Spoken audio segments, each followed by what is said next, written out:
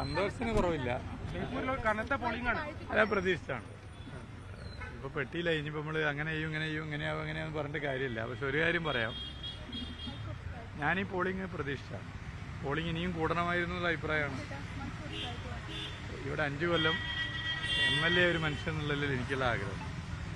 കുറച്ചുകൂടി പോളിംഗ് കൂടണമായിരുന്നു. 2021 നല്ല പോളിംഗ് ഉണ്ടായിരുന്ന മണ്ഡലമാണ്.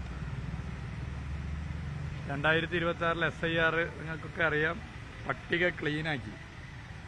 സ്വാഭാവികമായിട്ടും പെർസെൻറ്റേജ് വർദ്ധിക്കും. അപ്പോൾ ആ ഒരു വർധനവ് ഇതിൽ കാണാനുണ്ട്. കുറച്ചുകൂടി 1-2% കൂടി പോളിംഗ് കൂടണമായിരുന്നു എന്നുള്ളൊരു ചിന്താഗതിയാണ്. 100% പോളിംഗ് ഉണ്ടാകണമെന്ന് ആഗ്രഹിക്കുന്നയാളാണ്. 100% പേരും ഇവിടെ വോട്ട് ചെയ്താൽ അതിനനുസരിച്ച് ഗുണം കിട്ടും എന്ന് കരുതുന്നയാളാണ്. ഞാൻ തുടക്കത്തിലേ പറഞ്ഞു, അതിൽ ഉറച്ചു നിൽക്കുകയാണ്. 2021 ബേപ്പൂർ നിയോജക മണ്ഡലം ഉണ്ടായതിനു ശേഷം ഏതെങ്കിലും ഒരു മുന്നണിക്ക് ടോട്ടൽ കിട്ടിയ വോട്ട് സർവകാല റെക്കോർഡായിരുന്നു 82,000. ആ റെക്കോർഡ് മറികടക്കും. 82,000 എന്ന ആ റെക്കോർഡ് മറികടന്ന് മികച്ച വിജയം LDF ബേപ്പൂരിലുണ്ടാവും. അല്ല, അതിലേക്ക് ഞാൻ കിടക്കുന്നില്ല. അതിൽ നിങ്ങൾ ചിലർ എഴുതിയ കണ്ടു 82,000 ഭൂരിപക്ഷത്തിന് വിജയിക്കും. എന്ത് വിവരക്കേടാ പറയുന്നതെന്നൊക്കെ. അപ്പോൾ സ്റ്റഡി ചെയ്ത് പറയണം. ഞാൻ പറഞ്ഞത് 82,000 എന്ന വോട്ടിനെ, സർവകാല റെക്കോർഡ് വോട്ടിനെ മറികടക്കുന്നുള്ളതാണ്. അപ്പോൾ പലരും അങ്ങനെ പറഞ്ഞത് എന്ത് വിവരക്കേടാന്നൊക്കെ പറഞ്ഞു. വിവരക്കേട് ഞാൻ പറഞ്ഞിട്ടില്ല.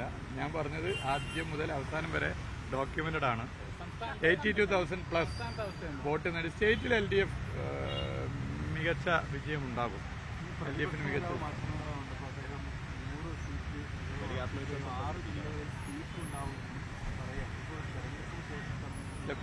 പ്രതിപക്ഷ നേതാവിന് പിന്നെ അങ്ങനല്ലേ പറയാൻ പറ്റൂ. കേരളത്തിൽ വോട്ട് പെട്ടിയിലാക്കിയതിന് ശേഷം ഏതെങ്കിലും ഒരു പ്രതിപക്ഷ നേതാവ് ഞങ്ങൾ തോക്കുന്ന് പറഞ്ഞിട്ടുണ്ടോ? പറഞ്ഞിട്ടില്ല. അപ്പൊ വോട്ട് പെട്ടിയിലാവുന്നതിന് മുമ്പ് അതിന് ശേഷം അങ്ങനെ പറയാൻ പറ്റും. നമ്മളിപ്പോ അതിൽ വെറുതെ ഇനി കൂടുതൽ ചർച്ച ചെയ്തിട്ട് പെട്ടിയിലുള്ള വോട്ടല്ലേ. അതിപ്പോ ഇനിയിപ്പോ പത്രസമ്മേളനത്തിന്റെ എണ്ണം നോക്കിയാൽ വോട്ടിൽ മാറ്റൊന്നും വരില്ല. LDF പത്രസമ്മേളനം ഒരു 150 എണ്ണം നടന്ന്, UDF ഒരു 130 എണ്ണം നടന്നാൽ 20 എണ്ണം അധികമാണ്. അപ്പോൾ LDF കുറച്ചധികം വോട്ട്. അല്ല, തിരിച്ച് UDF ഒരു 200 പത്രസമ്മേളനത്തിൽ ഇവരെ ആളുകൾ പറഞ്ഞ് അതുകൊണ്ടൊന്നും ഇപ്പോൾ വോട്ട് മാറില്ലല്ലോ. വോട്ട് അതിൻ്റെ ഉള്ളിലുണ്ടല്ലോ. നമുക്ക് മെയ് 4 വരെ കാത്തു നിൽക്കാം. ഈ പറഞ്ഞതാണ് ശരി. ഇവിടെ 5 കൊല്ലം MLA എന്നുള്ള നിലയിൽ നടത്തിയ വികസന പ്രവർത്തനവും ജനങ്ങൾക്കൊപ്പം നിന്നതും വോട്ടായി മാറും. അത് 100% ഉറച്ച കാര്യമാണ്.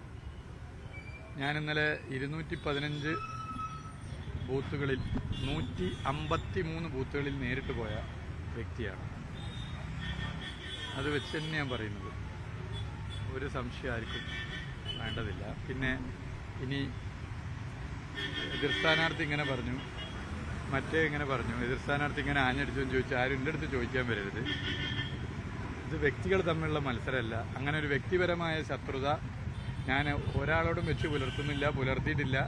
മറ്റ് രാഷ്ട്രീയ പാർട്ടികളിലോടും വ്യക്തിപരമായ ശത്രുത വെച്ച് പുലർത്താൻ ആഗ്രഹിക്കുന്നില്ല.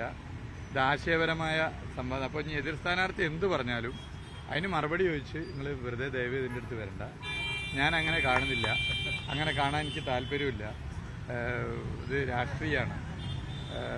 അദ്ദേഹം ഉൾപ്പെടെ എല്ലാ രാഷ്ട്രീയ പാർട്ടിയിലും പ്രവർത്തിക്കുന്നവർ അവർ നല്ല നിലയിൽ മുന്നോട്ട് പോകണമെന്ന് ആഗ്രഹിക്കുകയാണ്. അതിന്റെ അപ്പുറത്ത് എനിക്കൊന്നും. ന്യൂനപക്ഷ വോട്ടുകളുടെ ഒരു ഏകീകരണം ഉണ്ടായിട്ടുണ്ട്, പ്രത്യേകിച്ചും പേരാമ്പ്ര, കുറ്റ്യാടി, നാദാപുരം പോലുള്ള ഇടങ്ങളിൽ.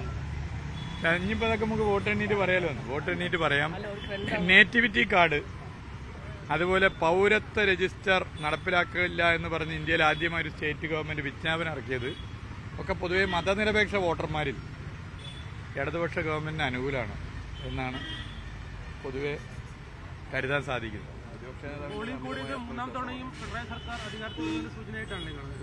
LDF സർക്കാർ തീർച്ചയായും അധികാരത്തിൽ വരും എന്ന് തന്നെയാണ് കരുതുന്നത്.